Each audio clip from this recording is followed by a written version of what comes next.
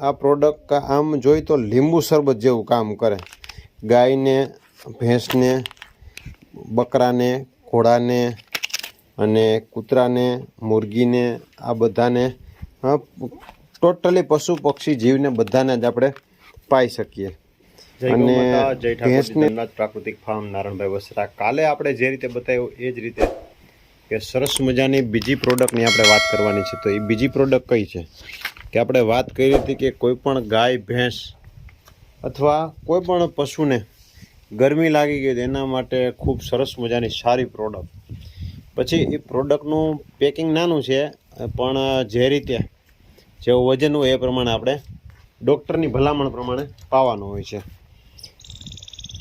તમને આમ જનરલી બધા લોકોને એમ થતું હશે કે ભાઈ આ ભાઈ છે એ એક કંપનીના જ પ્રોડક્ટ ઉપર કેમ એટલી બધો ભાર દઈને કહે છે.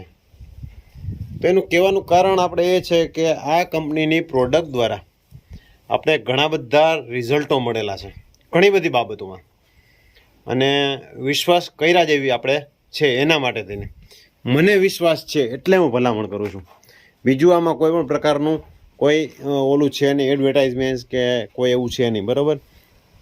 કેમ કે આ પ્રોડક્ટને આપણે રેગ્યુલર જે પાવડર ખવડાવીએ છીએ, જે આપણે ગાયનો વેટકોમિન ફોર્ટ જે આપણે ચિલેટેડ પાવડર છે એ, પછી આપણે જે કાલે બતાવ્યો હતો જે ગાયને જે પ્રાહવો મૂકવામાં જે મદદરૂપ કરાવે, જે પેલવેતરા હોડકા હોય, અમુક ત્રુઈગી હોય ગાય, પછી ખડેલા હોય કે જે પ્રાહવો મૂકવામાં જેને ન આવડતું હોય, ઘણી વખત આવો કેસ બને ત્યારે ઘણી વખત પૂછપરછ થતી હોય.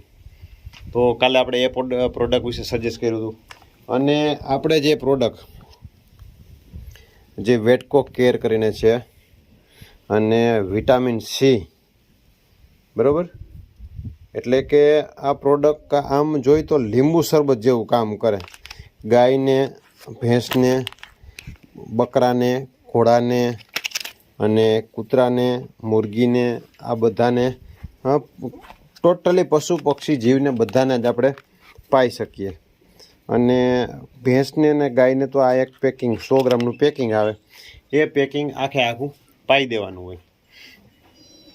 તો આનાથી તકલીફ શું થાય? ઘણી વખત તો ઘણી બધી ગાય અને ભેંસને આ ઉનાળાની ગરમી સહન ન થતી હોય, એના કારણે તેને હફવાનું, લારું વધારે આવવાનું, આ બધા જ પ્રશ્નો રહેતા હોય. તો એના માટે તેને ઘણી વખત સોલ્યુશન ગોતવાનો પ્રયત્ન કરતા હોય, ઘણું બધું ગોળનું પાણી પાતા હોય, તેમ છતાં પણ ન મેળાવે. તો આ પ્રોડક્ટ છે એ પ્રોડક્ટથી ઘણી વખત રિઝલ્ટ મળતા હોય. તો આ પ્રોડક્ટ આમ જોઈએ એકંદરે તો સારી, સરળ અને આમ આપણે યુઝ કર્યા જેવી છે અને આપણે યુઝ કરેલી છે, બરાબર? આપણે જે પેલી જે માકડી ગાય દેખાય ને એમાં આપણે ટ્રાયલ લીધેલો છે, એટલે સારું એવું રિઝલ્ટ આપણે મળેલું છે.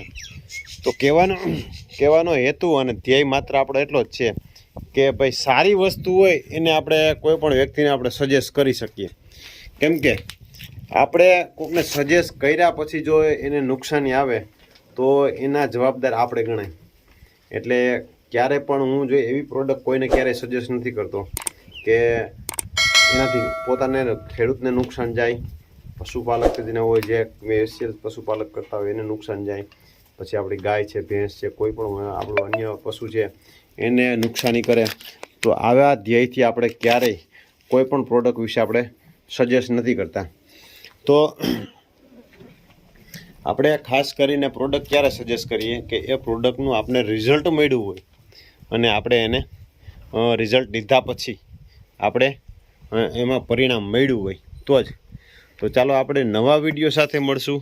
અને આપણો વિડીયો કેવો લાગ્યો જરૂર કોમેન્ટ કરજો, લાઇક કરજો, શેર કરજો. અને આપણી ચેનલ ઉપર જો તમે નવા હોય તો સબસ્ક્રાઈબ કરવાનું ન ભૂલાય. ગૌપાલનને લગતી ઘણી બધી સમસ્યાઓના નિરાકરણ માટેના થઈને આપણી યુટ્યુબ ચેનલ ઉપર ઘણા બધા અસંખ્ય પ્રકારના વિડીયો છે. તો આપણી ચેનલને વિઝિટ કરી અને એમાં તમને જો ગૌપાલન કરતા હોય તો મદદરૂપ બનશે. જય ગૌ માતા.